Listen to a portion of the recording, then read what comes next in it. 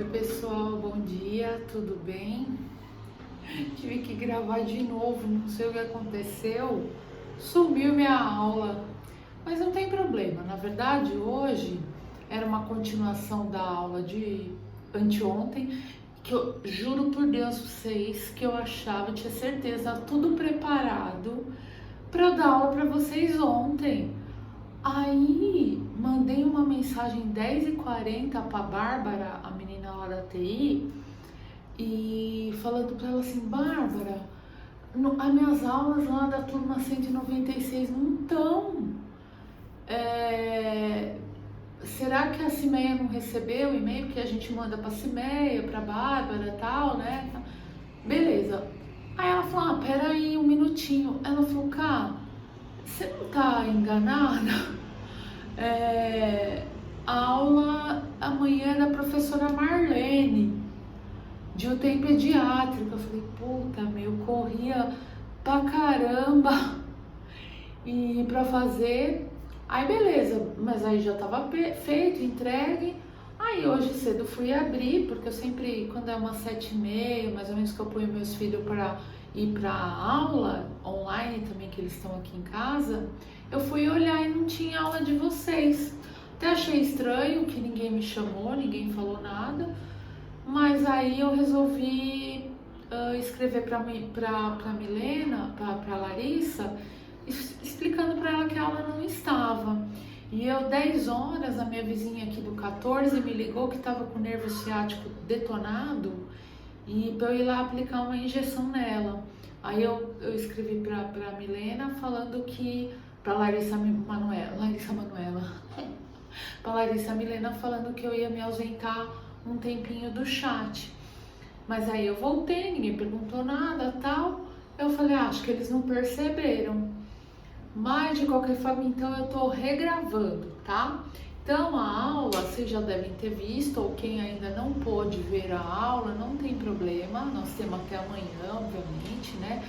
Como a gente vai estar junto esses 15 dias, então não deu para ver no horário da manhã, ver à tarde, ver à noite, ver no outro dia de manhã, né? A gente vai se organizando porque a gente vai estar num grupo fechado, né? Vocês não vão ter uma aula de uma matéria, de outra matéria, de outra matéria. Então dá pra gente se organizar nesse sentido. Eu ajudo vocês aí na medida do possível, tá? Então, a aula de hoje é uma continuação, porque a minha ideia é ambientalizar vocês dentro da terapia intensiva.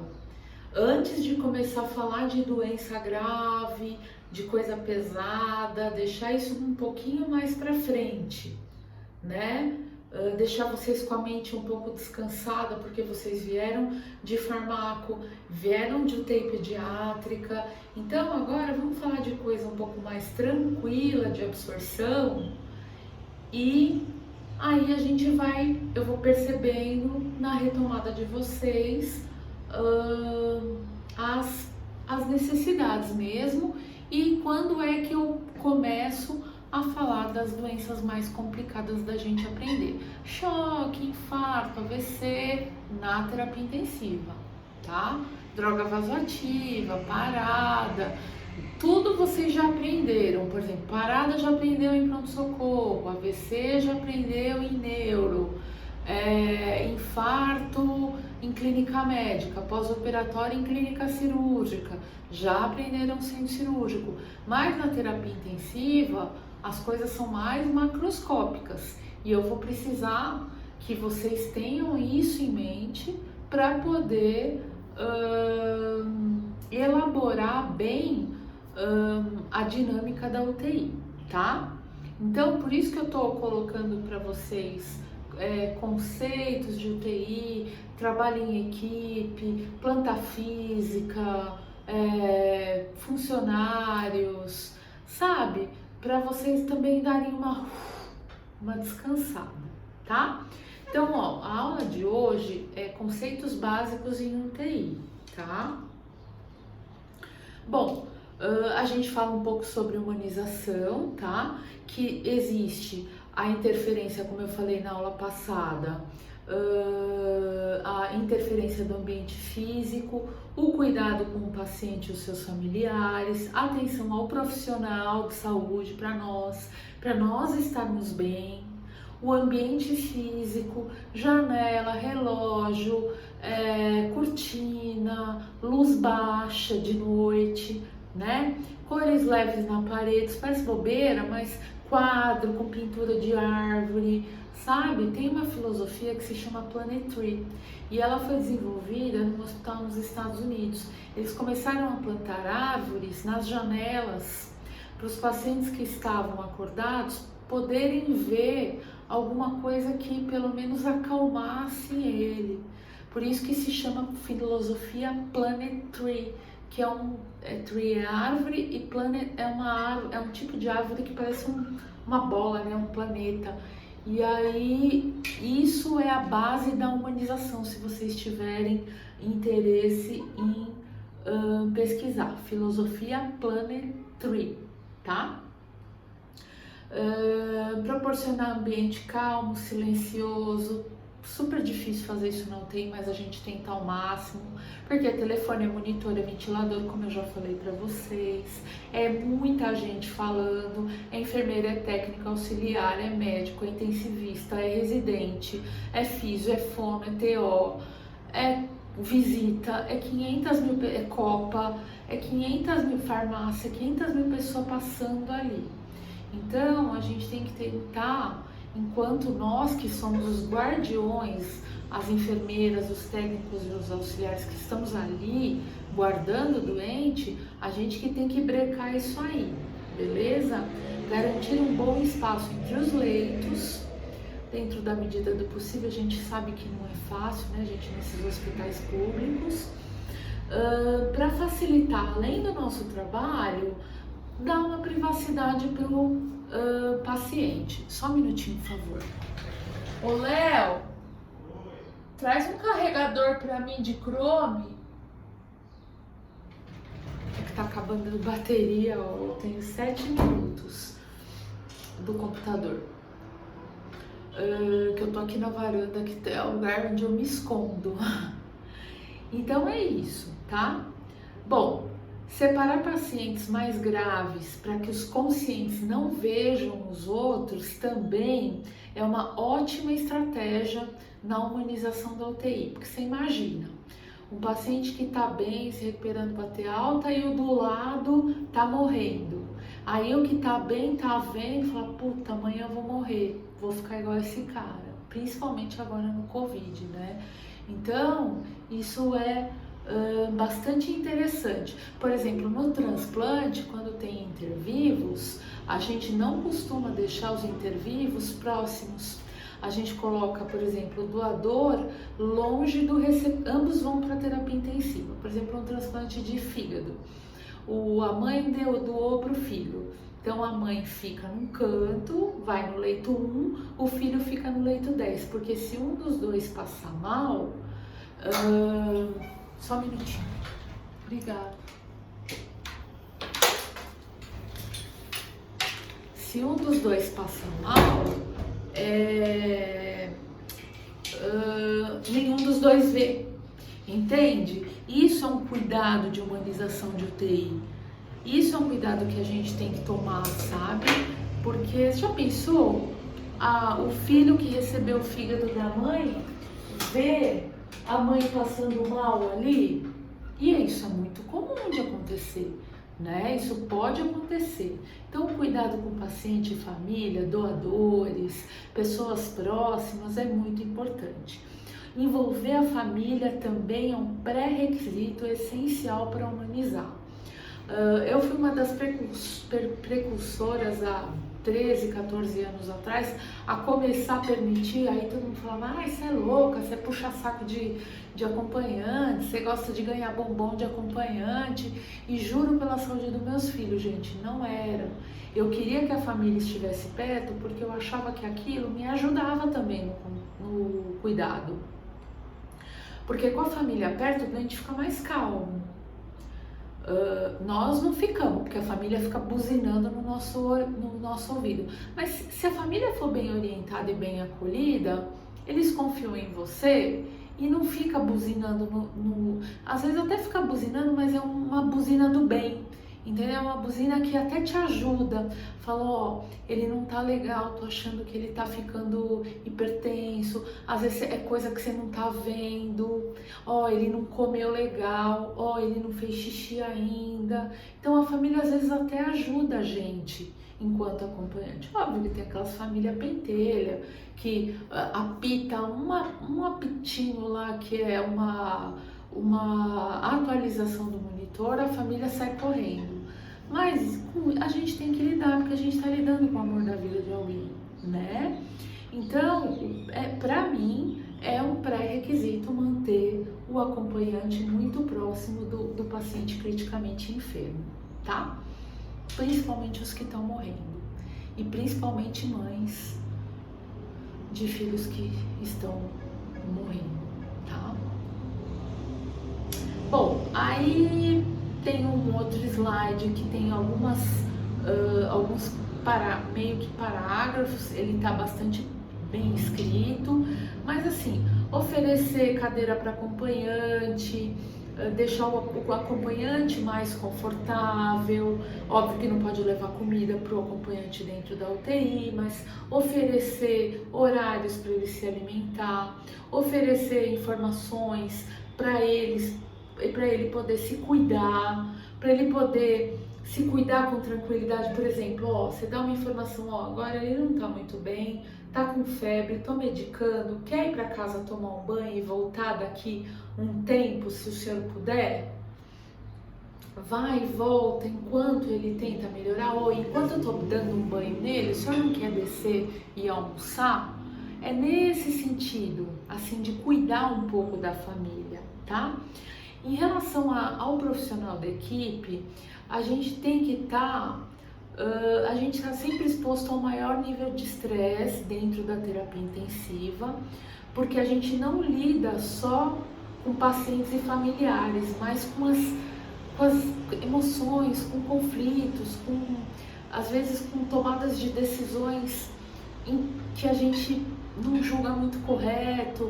Então, tentar deixar o ambiente um pouco mais azeitado, né, para que esse paciente, esse familiar e a equipe também fique mais tranquila, porque uma equipe tranquila, ela consegue tratar melhor o paciente, tá?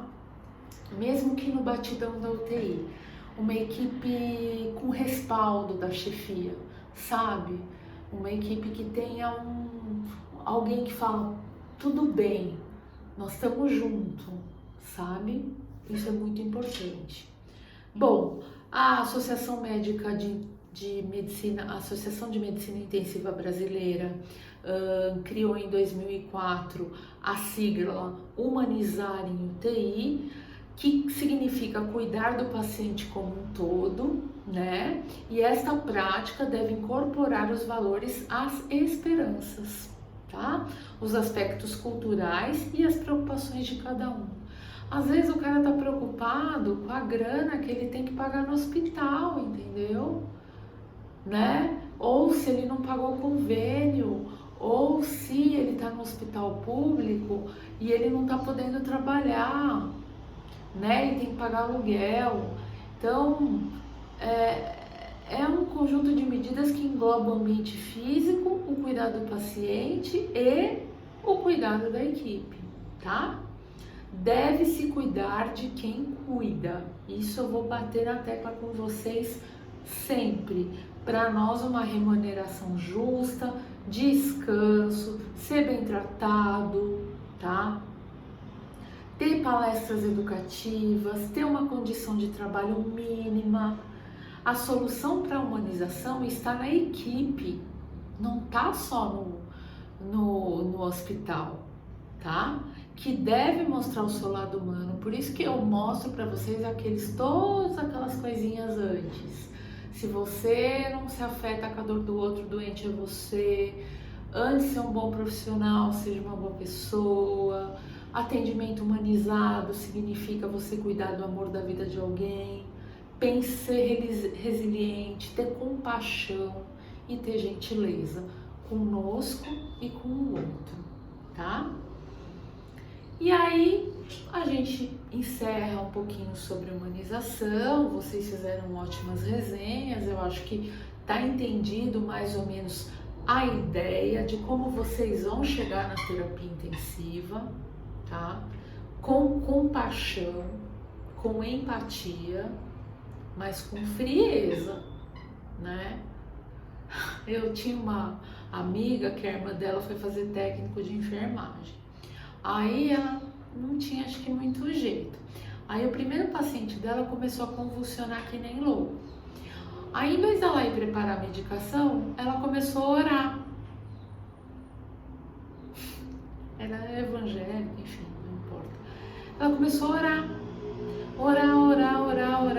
Óbvio que isso é humanização, ela estava extremamente resiliente, compadecida, mas a gente tem que ser frio e profissional e saber que, além da gente estar orando, a gente tem que sair correndo para buscar um diazepam e dental para fazer no paciente, né? Antes que ele aspire, engula a língua e evolua mal, né? Então é só um exemplinho aí. Infelizmente ela foi ser outra coisa, tá? Bom, aí depois da humanização, um outro conceito que é muito importante são as infecções em terapia intensiva, tá? Esse fenômeno ele é altamente positivo por um lado, sobre a questão da sobrevida da UTI em relação a prolongamentos de sobrevida, mas é um fator que determina muito o aumento de risco de infecção. Por exemplo, um paciente que você liga várias máquinas, várias bombas, faz várias intervenções. Então, de um lado, a tecnologia aplicada é muito boa, mas por um outro lado, essa tecnologia pode trazer malefícios também, porque o paciente fica extremamente invadido. Então é um slide que eu gostaria que vocês vissem muito, tá? Lessem com bastante atenção. A associação de fatores, associação de doenças e fatores iatrogênicos, iatrogênicos é quando a gente causa para o outro, né? Faz com que os pacientes sejam mais suscetíveis à aquisição de infecções. Vou dar um exemplo de uma iatrogenia, por exemplo, a passagem de um catéter sem fazer uma limpeza adequada. Isso é iatrogênico. Você pode causar uma infecção para um paciente, tá? A resposta imunológica do paciente em terapia intensiva também é mais baixa, então seus mecanismos de defesa estão comprometidos, então por isso também eles estão mais suscetíveis à infecção, né? Em muitos serviços a taxa chega a ser muito alta de pacientes com infecções hospitalares, cerca de 25%, tá? Bom, o nome da vez é prevenção e controle. Como que se previne? Através da lavagem das mãos, através do cuidado do paciente, através de não fazer infecção cruzada, tomar cuidado na hora de dar um banho, de mobilizar um curativo, um catéter, isso está tudo descrito para vocês. É dever de todos nós profissionais promover um ambiente biologicamente seguro, livre de dano, livre de infecção. Por exemplo, você está cuidando de um paciente que tem um Staphylococcus aureus multi-R ali. Você vai sair do box e vai entrar no outro que acabou de fazer um transplante de medula que está com a imunidade zero. O que você vai fazer? Você vai se paramentar, lavar muito bem a mão. Outra coisa, quando a gente faz a escala, e vocês também têm que ter essa crítica, fala, ó, eu não vou cuidar de um cara que está com uma bactéria resistente e um cara que acabou de fazer um transplante que está com a imunidade lá embaixo. Então, quem faz a escala do plantão tem que ter isso em mente também. Então, ó, vou dar 2 com bactéria resistente para esse técnico ou para esse auxiliar, né? E vou dar esse paciente que está imunossuprimido, um mais levinho, né? que não está infectado, que vai no infarto, que é um paciente limpo, que a gente chama, para evitar essa transmissão. É nosso dever isso, né? Então eu gostaria que vocês entendessem isso também, por gentileza. Promover boa higiene orotraqueal, principalmente na infecção respiratória, cumprir um correto esquema de hidratação, proporcionar mobilidade do doente, fisioterapia, vigilância e despiste de sinais e sintomas como tosse excessiva, febre que não regride, ficar de olho nessas coisas. Técnica séptica na hora de aspirar esse paciente, né? Individualização de material, sempre tendo possível a característica do paciente e da instituição. Se puder isolar, beleza, isola esse doente com bactéria resistente respiratória, isola, né? Principalmente agora no Covid, né, gente? Bom, aí tem a infecção. Então, quais são as infecções? Respiratória, catéter, as principais, urinária e de ferida operatória. Respiratória, principalmente pacientes intubados. Então, aqui os cuidados. Infecção por catéter, catéter central, principalmente. Às vezes, os catéteres periféricos também fazem infecções gravíssimas, generalizadas, gel, scalp, se não for bem cuidado e bem funcionado, tá? Duram 3 dias, mais que 72 horas o risco aumenta, por isso se tem o advento do catéter central e do catéter de inserção periférica, que é o PIC, tá? O uso de catéteres adequados à veia e a finalidade a que se destinam é uma condição. Escolher o melhor material, escolher o melhor local, onde o paciente pode infectar menos, explicar ao paciente as necessidades do catéter e os cuidados, efetuar uma correta fixação desse catéter, evitar manipulações desnecessárias. Catéteres colocados em situação de urgência devem ser retirados assim que possível e trocados, né, numa situação mais calma, mais limpa, mais tranquila, tá? E aí a infecção urinária também, fala, pô, infecção urinária na UTI? Batata, pacientes fazem infecções urinárias graves, fazem sepsemia associada, infecção generalizada associada a dispositivo e a sonda vesical, quem cuida e quem passa somos nós. Não dá nem para tirar o nosso da reta, porque catéter central e PIC quem passa mais é médico. Intubar, quem intuba é médico e quem cuida um pouco mais é físio, né? Mas, puta, sonda vesical somos nós, é nosso cuidado. Então, catéter vesical adequado, optar por um cateterismo intermitente, se puder passar só sonda de alívio, não deixar uma de demora, proceder uma higiene perineal daquelas, às vezes você pega aquelas regiões ali que você tem que fazer uma faxina, evitar manipulação desnecessária da sonda, nunca abrir na hora de passar, sempre estar conectada, tá? As instituições hoje disponibilizam de kits, porque eles sabem que sai muito mais caro cuidar de uma infecção urinária na terapia intensiva do que montar kit, entendeu? Para tudo, inclusive, porque os antibióticos custam muito mais caros do que montar um kit aí bonitinho para passagem de sonda, tá? Proceder uma hidratação adequada e principalmente ter a crítica de falar, ó, eu acho que esse paciente está melhorando, será que já não dá para tirar a sonda vesical? será que já não está na hora de tirar essa sonda? Porque para nós é fácil, né? Ter o paciente com sonda vesical, a gente vai ficar trocando fralda, não precisa ficar pondo pomada, não enche o saco. Mas para o paciente é muito pior. Assim como é muito melhor para nós ter um paciente com catéter central, porque aí a gente não precisa ficar trocando a veia de 3 em 3 dias, o que é recomendado para evitar infecção. E um catéter central, obviamente, é muito melhor. Um catéter vesical também, obviamente, é muito melhor para nós, não para o doente, tá? Então, isso também, muita atenção. Bom, aí tem as infecções de sutura. Aí a gente vai falar, é culpa do cirurgião? É culpa da instrumentadora?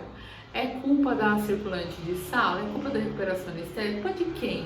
Às vezes até culpa do doente, às vezes é culpa do mecanismo do trauma, às vezes é culpa da, por exemplo, uma amputação por um pé diabético, o cara já é predisposto a ter infecção. Então essa daí a gente não tem, a gente tem uma meia culpa aí, tá? Manter a integridade da zona da sutura de forma a evitar a sua contaminação, evitar utilizar produtos que não estão adequados à desinfecção da pele, isolar o paciente se tiver uma bactéria multiresistente. E esses procedimentos são uma pequena parte que se deve efetuar. Todos os profissionais de saúde são responsáveis por um pequeno contributo desde o vestuário desse paciente, a troca da cama, a troca do que vaza, dos drenos e dos lençóis, até a antibiótico terapia aplicada adequadamente e um curativo feito da forma mais adequada. Isso eu tô falando daquelas puta infecção de ferida operatória e tudo mais, né? Que sai pus, que precisa reabordar e tudo mais, mas é uma infecção muito desagradável, tá? Aí não se sabe muito bem quem é o dono do porco, né? Se foi a enfermagem que fez um curativo errado, se é o doente que já tem uma predisposição, se foi o cirurgião que não degermou legal, se foi a instrumentadora que contaminou o fio, né? Ou se foi o mecanismo do trauma. Às vezes o cara caiu dentro do rio Tietê e quebrou o braço, caiu dentro do rio Tietê, ele está totalmente contaminado. Por mais que você lava as feridas, as incisões e etc. Eu tô dando um exemplo grosseiro, obviamente. Ele está contaminado. Ele vai tomar 1 quilo de antibiótico, né? Mas muita atenção para isso, porque é nossa responsabilidade também, tá? Aí eu falo um pouquinho sobre equipamentos, que depois eu vou falar um por um e tudo mais, mas somos nós que cuidamos, tá? Principalmente os auxiliares de enfermagem, que são designados para isso, mas quando não tem, é a gente mesmo que cuida, tá? Tem os especializados e os gerais, os especializados, os monitores cardíacos, os oxímetros de pulso, central de monitorização, eletrocardiografia, aparelho de raio-x, ventilador, né? Artificial, desfibrilador, marca-passo, carro de emergência, isso é tudo especializado. E os gerais, aspiradores, né, que fica na parede, maca, cadeira de roda, cama, balança, hamper, vácuo, fluxômetro, mesa de cabeceira. Isso são materiais, equipamentos que a gente tem que dar conta para o paciente ter tudo isso na hora que ele precisa, tá? Materiais para consumo geral, medicação, roupas. A nossa roupa é privativa, de preferência, existem hospitais ainda que não, mas eu acho que agora com a história do Covid isso vai ficar beleza. E aí eu começo a falar um pouquinho sobre critérios de internação para pacientes graves em terapia intensiva. Pacientes com comprometimento de funções vitais, ou seja, insuficiência respiratória, rebaixamento do nível de consciência, hipotensão, tá? Estados de choque, insuficiência renal, grande desequilíbrio de sódio, potássio, ureia, creatinina, magnésio, grande queimado, um politrauma daqueles, pós-parada, condição, intoxicação exógena grave, tá? Pacientes com possibilidades de comprometimento, tem os comprometidos e os com possibilidade de piorar ainda a situação. Os que têm insuficiência coronariana, que não é infarto ainda, arritmia cardíaca, pós-operatório que não resolve na recuperação pós-anestésica, e quando o médico assistente discute a vaga com o intensivista, ficando então combinado que esse paciente vai para UTI porque ele deve ser monitorado. Aí é da questão de médico para médico, às vezes as enfermeiras até dão um pitaco ali, eu sempre dei. Eu falava, olha, eu acho que esse paciente precisa ficar na terapia intensiva. Eu nunca falei contra, porque às vezes você fala, ó, eu acho que esse paciente não precisa ficar aqui. Aí ele chega na ala, aí ó, a gente se ferra, né? Então, eu sempre ponderei, mesmo que o paciente estivesse, você olhando para ele, ele estivesse teoricamente bem, falava, deixa ele um dia aqui pra gente observar, no dia seguinte vai. E muitas dessas vezes, no dia seguinte, esse paciente já estava até entubado, principalmente no Covid, tá?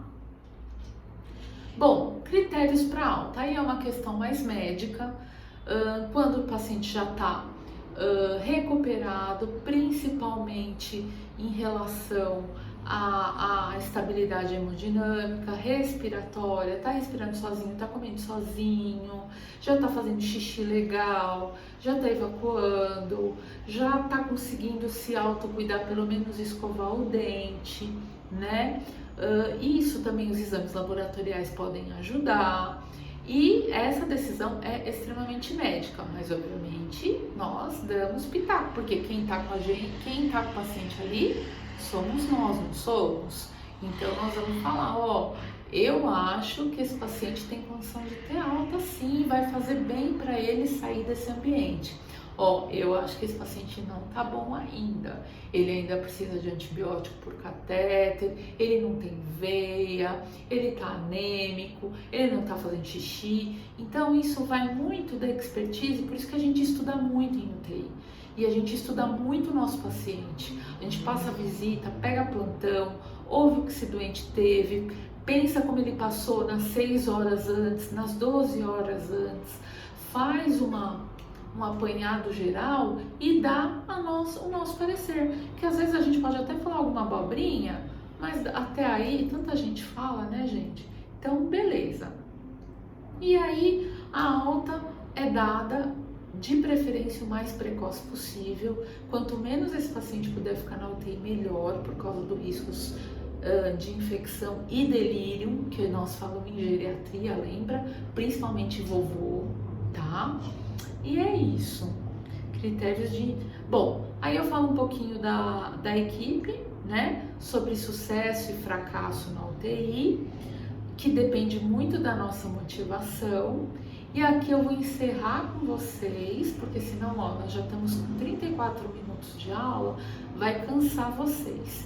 E aí eu gravo um outro vídeo para amanhã, dando continuidade no sucesso e fracasso na UTI relacionado à equipe de enfermagem, tá bom? Eu queria que vocês tivessem um bom dia de estudo, tá? Fiquem com Deus. O questionário é copia e cola do slide, tá? Por favor, fiquem atentos a isso, tá? E me desculpa mais uma vez por não estar disponível na hora que deveria estar, tá? Mas foi até bom porque eu gravei até um vídeo melhor, sabia? Mas eu não quero também que vocês cansem muito, senão vocês vão cansar e não vão absorver o vídeo que vocês têm que absorver, tá bom? Um beijo, até amanhã, tá bom? Beijão, tchau!